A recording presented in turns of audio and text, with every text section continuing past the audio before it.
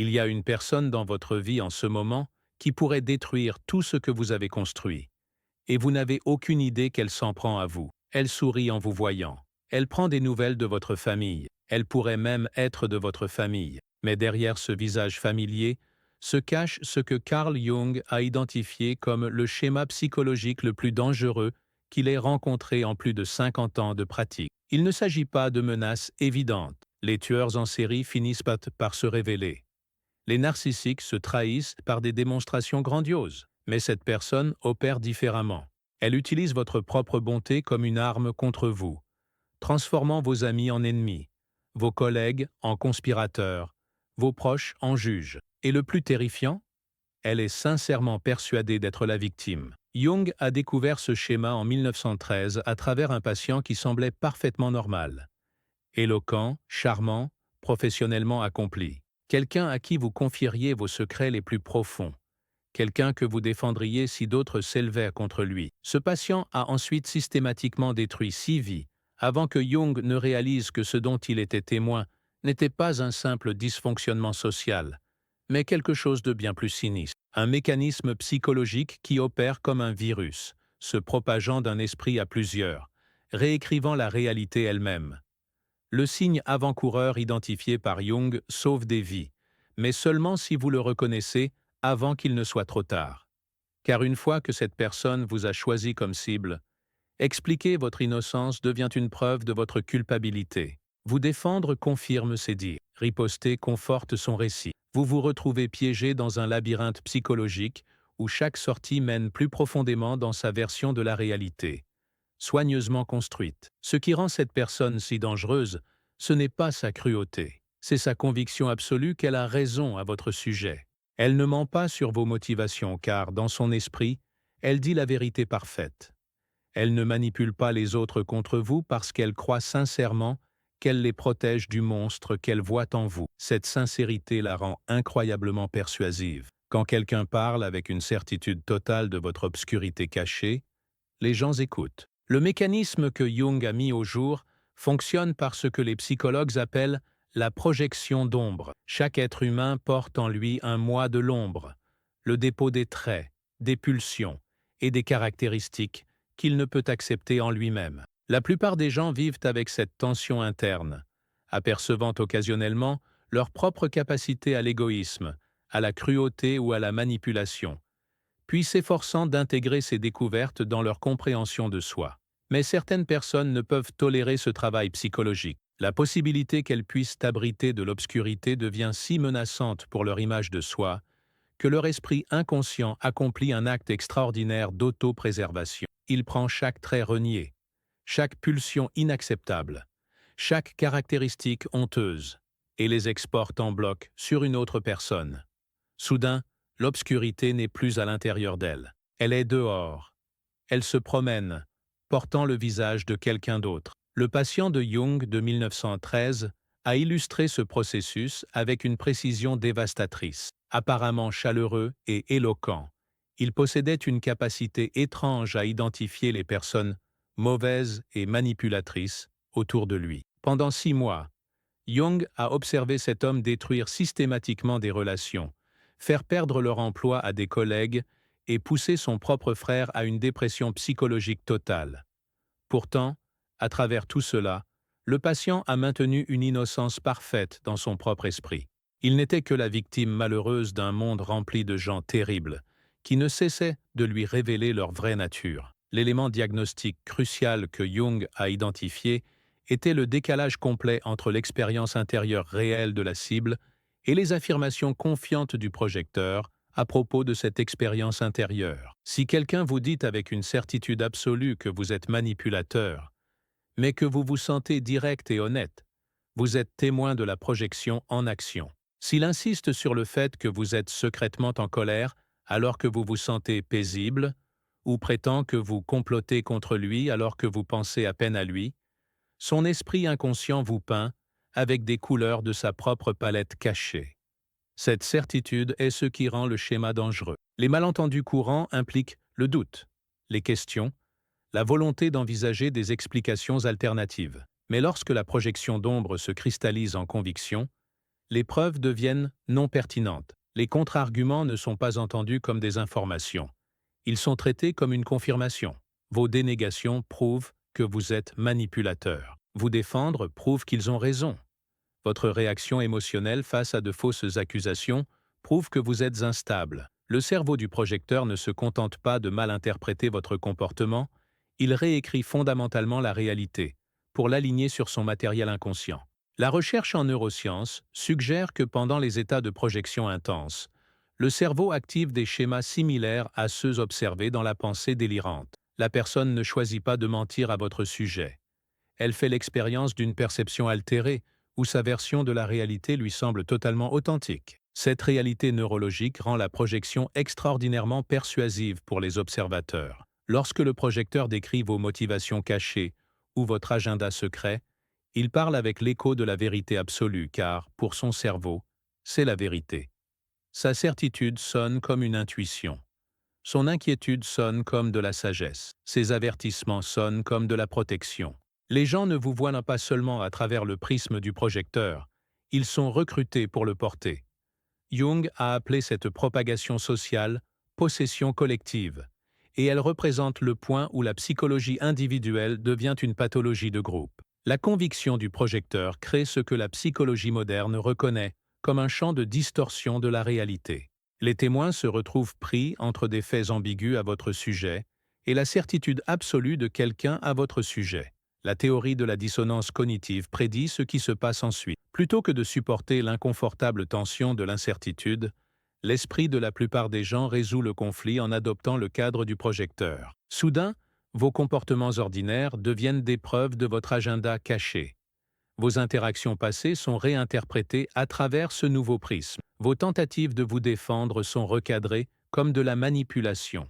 Le groupe commence à coordonner inconsciemment la manière dont il vous traite, créant un réseau de sanctions subtiles et de pression sociale qui donne l'impression que la réalité elle-même s'est retournée contre vous. Les familles peuvent être possédées par une projection sur l'un de leurs membres, le désignant comme l'enfant à problème, le manipulateur, celui qui cause toujours des drames. Les lieux de travail peuvent s'organiser autour d'une projection sur un collègue, voyant soudain de la manipulation dans chaque email, des agendas cachés dans chaque suggestion, et des preuves d'incompétence dans chaque erreur. Les communautés peuvent se souder autour d'une certitude partagée sur le caractère de quelqu'un, créant des justifications élaborées pour l'exclusion et la punition.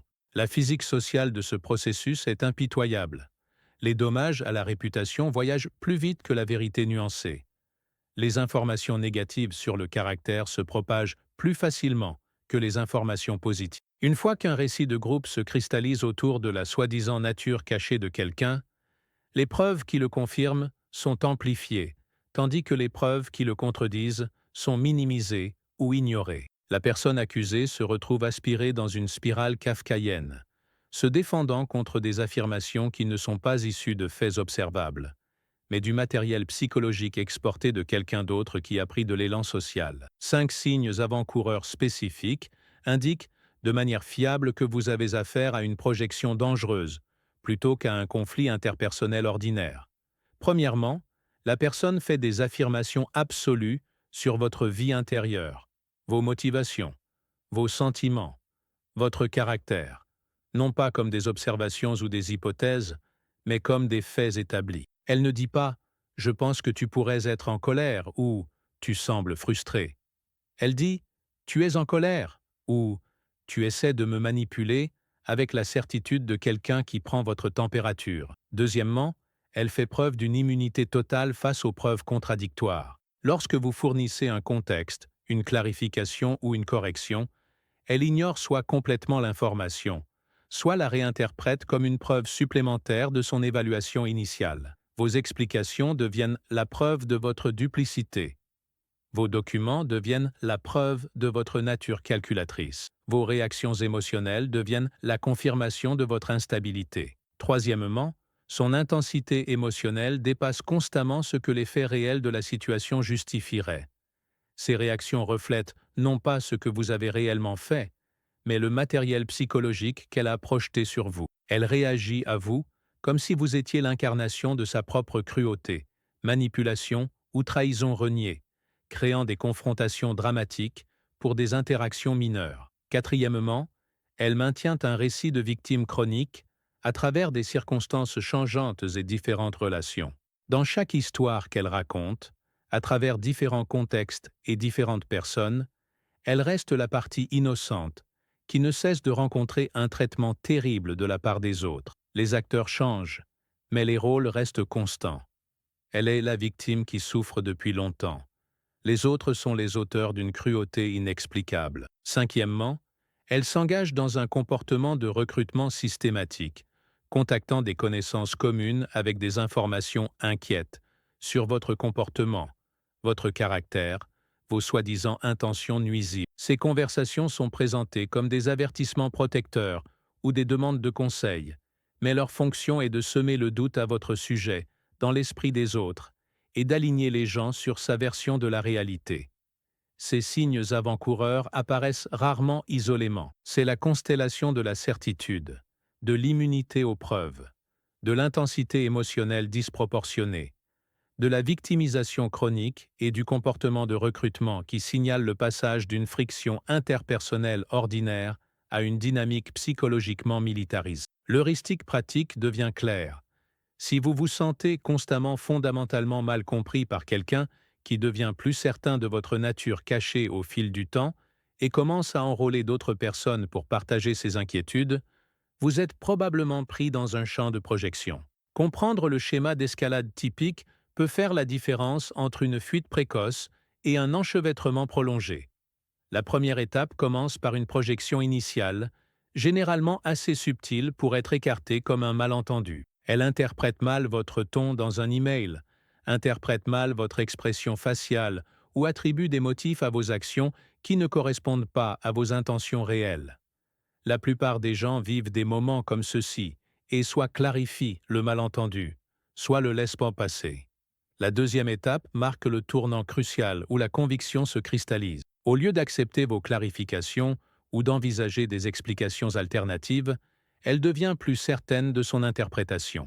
Vos dénégations ne créent pas de doute, elles renforcent sa détermination. C'est le stade où l'intervention par la distance ou les limites peut encore être efficace, car la projection n'a pas encore pris d'élan social. La troisième étape implique une distorsion de la réalité, où toutes les informations entrantes sont filtrées à travers son récit établi à votre sujet. Vos comportements neutres sont interprétés comme suspects.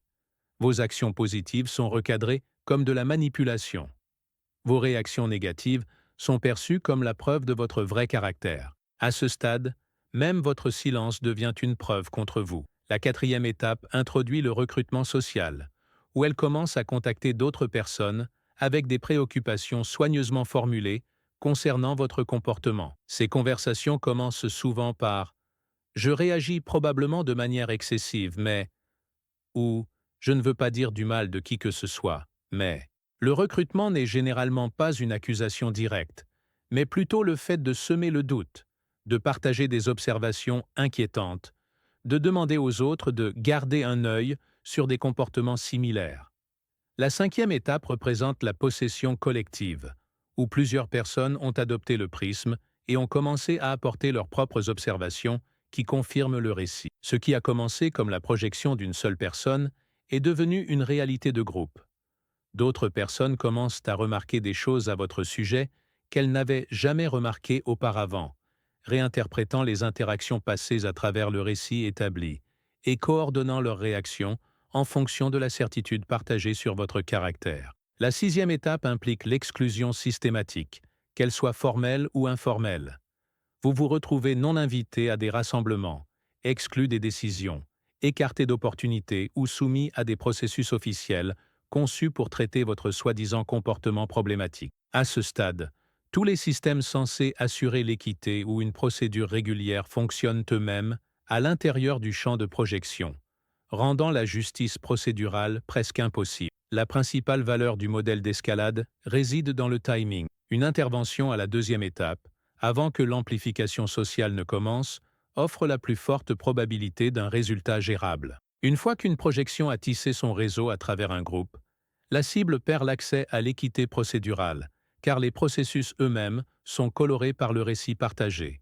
Mais la projection d'ombre n'est pas le seul état psychologique dangereux que Jung a identifié. Il a documenté 4 conditions adjacentes qui peuvent amplifier le mal et créer des risques similaires pour ceux qui les entourent. Comprendre ces schémas fournit un contexte crucial pour reconnaître quand la psychologie de quelqu'un est devenue véritablement dangereuse pour les autres. Le gonflement de l'ego se produit lorsqu'une personne s'identifie complètement à des rôles archétypaux qui dépassent largement sa capacité d'intégration réelle. Elle se voit comme le sauveur, le juge sage, le porteur de vérité juste, l'enseignant éclairé. En apparence, elle peut sembler spirituellement mature, moralement élevée ou intellectuellement supérieure. Mais intérieurement, elle a perdu l'accès à l'humilité, au doute ou à l'auto-questionnement. Cette combinaison de charisme et de rigidité crée une forte influence avec une faible flexibilité. Le désaccord avec sa position est recadré comme une résistance à la vérité elle-même, et non comme une contribution légitime ou une perspective alternative. Elle s'est identifiée à quelque chose de transpersonnel et considère désormais les défis à ses idées comme des attaques contre le principe divin qui agit à travers elle. Jung a averti que le gonflement de l'ego est intrinsèquement instable, car le psychisme individuel finit par s'effondrer sous la contrainte d'assimiler un petit ego à un pouvoir transpersonnel. Mais avant que cet effondrement ne se produise, les individus enflés peuvent causer des dommages considérables en sanctifiant leur projection comme un devoir moral et en recrutant d'autres personnes dans des croisades contre ceux qu'ils ont identifiés comme des obstacles à leur mission sacrée. Les marqueurs diagnostiques incluent une certitude non négociable quant à leur propre bonté, un comportement de missionnaire lorsqu'ils discutent de leurs opinions ou de leur travail, et un tribinaire de ceux qui ne sont pas d'accord avec eux comme étant corrompus, non éclairés ou malveillants. Ils ne peuvent pas envisager la possibilité que leur perspective soit limitée ou que leur approche soit nuisible, car cela menacerait l'identification gonflée, qui est devenue leur principale source de stabilité et de sens. L'identification totale à la persona représente l'extrême opposé, où la personne s'est complètement identifiée à son masque public, perdant le contact avec son moi authentique. Elle se présente comme impeccablement appropriée, ne faisant jamais de faux pas sociaux, ne révélant jamais les luttes ou les contradictions humaines compliquées. Ce problème de la personne parfaite crée une énorme pression interne, car tous les sentiments, pulsions et caractéristiques interdits sont poussés dans l'ombre inconsciente. Les signes avant-coureurs incluent une fluidité étrange dans ses interactions, une qualité artificielle ou répétée dans ses réponses émotionnelles et des réactions excessives graves à toute menace à son image publique. Elle peut être démesurément contrariée par des erreurs sociales mineures, de petites critiques ou des situations où elle ne peut pas maintenir un contrôle total sur la façon dont elle est perçue. Jung a observé que de telles structures de persona rigides sont sujettes à des éruptions d'ombre dramatiques, où tous les contenus inconscients scellés éclatent dans des épisodes de rage, de cruauté ou d'effondrement qui ne sont pas dans le caractère. Le paradoxe est que la perfection n'est pas sûre, elle est volatile. Pour ceux qui les entourent, le risque réside dans le fait de faire confiance au vernis plutôt qu'à la cohérence psychologique et d'être pris au dépourvu lorsque la persona se fracture, souvent avec des dommages collatéraux importants pour les relations et la stabilité du groupe. La possession archétypale implique un autre type d'identification, où la personnalité individuelle cède la place à des forces archétypales impersonnelles. La personne semble parler ou agir depuis la position de la victime éternelle, du guerrier juste, du parent divin, ou d'autres rôles mythiques qui opèrent au-delà de la psychologie personnelle. Elle peut manifester un changement dans la qualité de sa voix, de ses yeux ou de son comportement, parlant avec une certitude oraculaire qui semble déconnectée de sa personnalité habituelle ou de son expérience personnelle. Les archétypes contiennent à la fois des pôles positifs et négatifs, ce qui signifie que la même énergie qui peut générer une guérison ou une inspiration profonde peut aussi produire du fanatisme et de la destruction.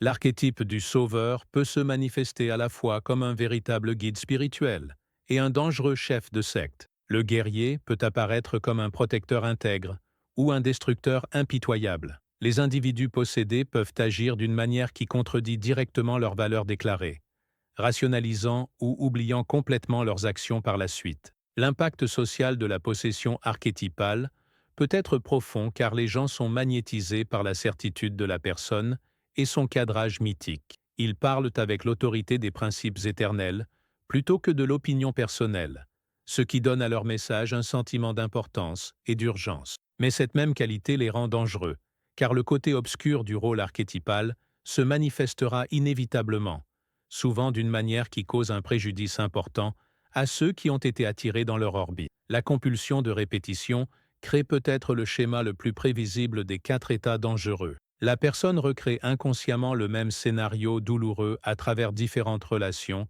équipes, communautés ou circonstances de la vie. Elle semble sincèrement surprise chaque fois que le schéma se répète, interprétant les événements comme le destin ou la malchance, plutôt que de reconnaître son rôle inconscient dans l'orchestration de dynamiques familières. Les autres sont distribués dans des rôles préécrits. Le traître qui l'abandonnera inévitablement, le persécuteur qui l'attaquera, le sauveteur qui la décevra. Jung a compris cela comme une forme de synchronicité négative, où le matériel psychologique inconscient génère des signaux qui attirent des circonstances et des personnes qui correspondent au scénario prédéterminé. Le risque pour les autres réside dans l'effet de participation progressive. Vous pouvez vous retrouver progressivement entraîné à jouer un rôle pour lequel vous n'avez jamais auditionné, vous réveillant au milieu de la pièce pour découvrir que vous jouez le drame inconscient de quelqu'un d'autre plutôt que de vivre votre propre vie. Le signe avant-coureur est la cohérence du schéma à travers des contextes complètement différents, combiné à l'incapacité totale de la personne à apprendre des itérations précédentes ou à assumer la responsabilité de son rôle récurrent dans la création des dynamiques dont elle prétend souffrir. Se protéger de ces états psychologiques dangereux nécessite une approche fondamentalement différente de celle que la plupart des gens adoptent intuitivement. La réaction naturelle à un malentendu ou à une fausse accusation est l'explication, le raisonnement, la fourniture de preuves, l'appel à l'équité. Mais face à la projection et aux états connexes, ces stratégies non seulement échouent, mais elles aggravent souvent la situation. La défense n'est pas le débat, mais la conscience combinée a des limites fermes. Premièrement, apprenez à faire confiance à vos données internes lorsque d'autres définissent vos motifs, vos sentiments ou votre caractère pour vous. Si quelqu'un insiste sur le fait que vous êtes en colère, mais que vous vous sentez calme, s'il prétend que vous êtes manipulateur, mais que vous vous sentez direct, s'il dit que vous complotez contre lui alors que vous pensez à peine à lui, faites confiance à votre propre expérience intérieure plutôt qu'à ses affirmations confiantes. Deuxièmement, résistez à l'envie de le convaincre de votre innocence ou de vos bonnes intentions. L'argumentation alimente la structure de la projection en fournissant plus de matériel pour la réinterprétation. Vos explications deviennent la preuve de votre duplicité. Vos réactions émotionnelles deviennent la preuve de votre instabilité. Vos documents deviennent la confirmation de votre nature calculatrice. Le système est conçu pour transformer votre défense en preuve supplémentaire contre vous. Troisièmement, limitez strictement la divulgation personnelle avec toute personne présentant des signes de projection dangereuse. Moins vous fournissez de matériel sur vos pensées, vos sentiments, vos motivations ou votre histoire personnelle, moins elle a de quoi s'armer contre vous. Pratiquez ce que les psychologues appellent la technique de la pierre grise, en devenant aussi inintéressant et banal que possible en sa présence. Quatrièmement, documentez les interactions lorsque c'est possible, en particulier dans des contextes professionnels ou formels. La projection implique souvent une réécriture rétroactive du récit, où les conversations passées sont remémorées différemment pour étayer les accusations actuelles. Les documents contemporains peuvent fournir un ancrage crucial lorsque les processus deviennent formels ou lorsque d'autres personnes commencent à se demander ce qui s'est réellement passé. Cinquièmement, cherchez la perspective de personnes en dehors du champ d'influence du projecteur. Des amis, des membres de la famille ou des collègues qui vous connaissent bien, mais qui n'ont pas été recrutés dans la projection, peuvent fournir des vérifications de la réalité lorsque vous commencez à douter de vos propres perceptions. Leur point de vue extérieur peut confirmer que la version de vous qui est décrite ne ressemble en rien à la personne qu'ils connaissent. Sixièmement, pratiquez le retrait stratégique lorsque vous reconnaissez que le schéma s'intensifie. Cela ne signifie pas une confrontation dramatique ou une rupture de relation formelle, mais plutôt une réduction progressive de votre disponibilité, de votre implication et de votre investissement émotionnel dans les interactions avec la personne qui projette. Créez de la distance avant que le schéma ne prenne de l'élan social. La philosophie sous-jacente est la non-participation plutôt que la défense parfaite. Au lieu d'essayer de gagner le jeu qu'elle a créé, sortez-en entièrement. Cela recadre le succès comme le fait d'éviter de s'empêtrer dans le projet psychologique inconscient de quelqu'un d'autre, plutôt que de prouver votre innocence. Le retrait précoce empêche l'amplification sociale, où la projection individuelle devient possession de groupe. Il préserve également votre énergie et vos ressources émotionnelles pour les relations et les activités qui servent réellement votre vie plutôt que de l'épuiser. Et surtout, il sert de modèle pour des limites saines pour les autres qui pourraient observer la dynamique se dérouler, les empêchant potentiellement d'être recrutés dans le champ de projection. Revenir aux patientes originales de Jung de 1913 révèle l'ironie tragique au cœur de la projection dangereuse. Cet homme a passé 6 mois à identifier et à condamner systématiquement la cruauté, la manipulation et la trahison qu'il voyait chez les autres. Pourtant, à travers ce processus même, il est devenu extraordinairement cruel, manipulateur et traître. Son esprit inconscient avait trouvé un moyen d'exprimer chaque trait renié, tout en maintenant son image de soi consciente, comme étant pure et innocente. Le mécanisme psychologique a préservé son sentiment d'être bon, tout en lui permettant d'accomplir une méchanceté profonde. Il pouvait détruire des relations, faire perdre leur gagne-pain à des gens, pousser des membres de sa famille à la dépression, tout en se considérant comme la victime malheureuse de l'hostilité inexplicable des autres. La projection n'a pas éliminé sa capacité à nuire, elle a fourni une justification morale pour l'exprimer. Cela illustre pourquoi faire appel à la conscience ou à la meilleure nature du projecteur échoue généralement. Il ne choisit pas consciemment de blesser les gens. De son point de vue, il se protège et protège les autres des individus véritablement dangereux. Sa cruauté ressemble à de la justice. Sa manipulation ressemble à une stratégie nécessaire. Sa trahison ressemble à une réponse appropriée à une trahison antérieure. La leçon plus large s'étend au-delà de la psychologie individuelle aux dynamiques humaines collectives. Les gens deviennent souvent ce qu'ils craignent ou méprisent le plus, lorsqu'ils ne peuvent pas reconnaître ces potentiels en eux-mêmes. Les sociétés qui ne peuvent pas intégrer leur capacité à la violence deviennent souvent violentes. Les groupes qui ne peuvent pas s'approprier leur potentiel de préjugés deviennent souvent remplis de préjugés. Les individus qui ne peuvent pas faire face à leur capacité à la cruauté deviennent souvent cruels. C'est pourquoi Jung a souligné que l'intégration de l'ombre est un travail psychologique essentiel. Non pas parce que nous devrions agir sur nos pulsions les plus sombres, mais parce que nous avons besoin d'une relation consciente avec elles pour empêcher l'expression inconsciente. Lorsque nous pouvons reconnaître notre capacité à l'égoïsme, à la manipulation ou à la cruauté, nous pouvons choisir de ne pas agir sur ces pulsions.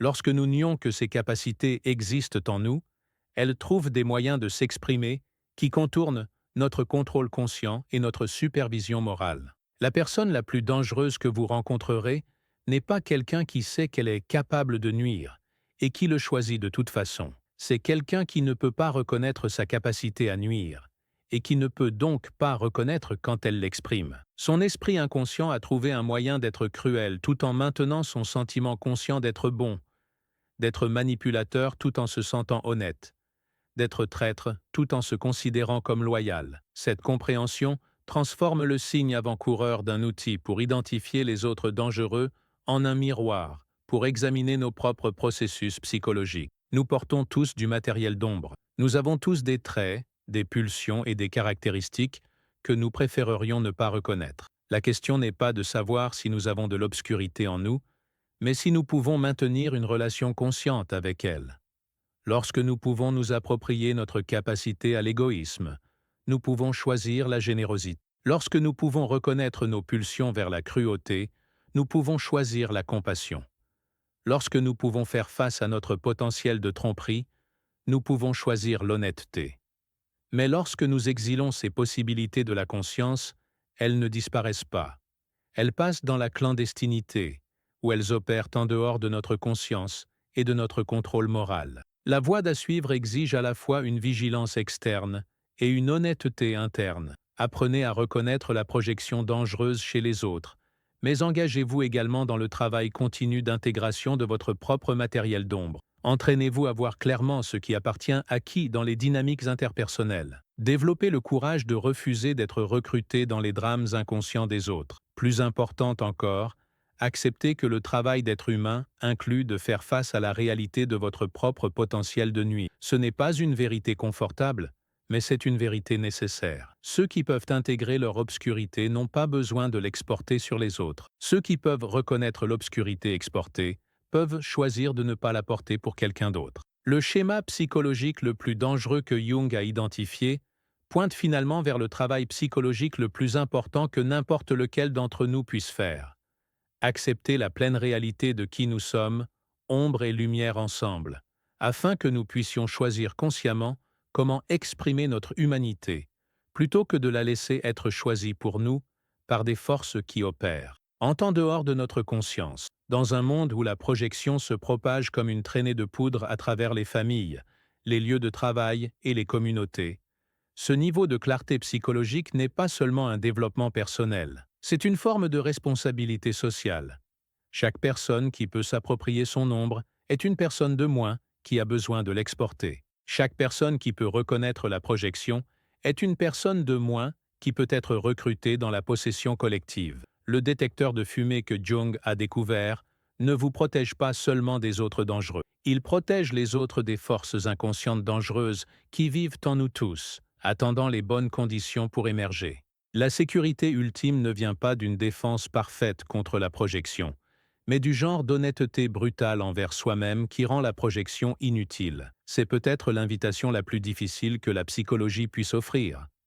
Regardez directement votre propre capacité à nuire, votre propre potentiel de cruauté, vos propres pulsions vers la manipulation et l'égoïsme. Non pas pour agir sur ces pulsions, mais pour reconnaître qu'elles existent, pour comprendre comment elles opèrent et pour choisir consciemment comment s'y rapporter. Car en fin de compte, la personne la plus dangereuse que vous rencontrerez pourrait vous regarder depuis le miroir si vous n'êtes pas prêt à faire ce travail. Et la personne la plus sûre que vous connaîtrez sera vous-même une fois que vous l'aurez fait.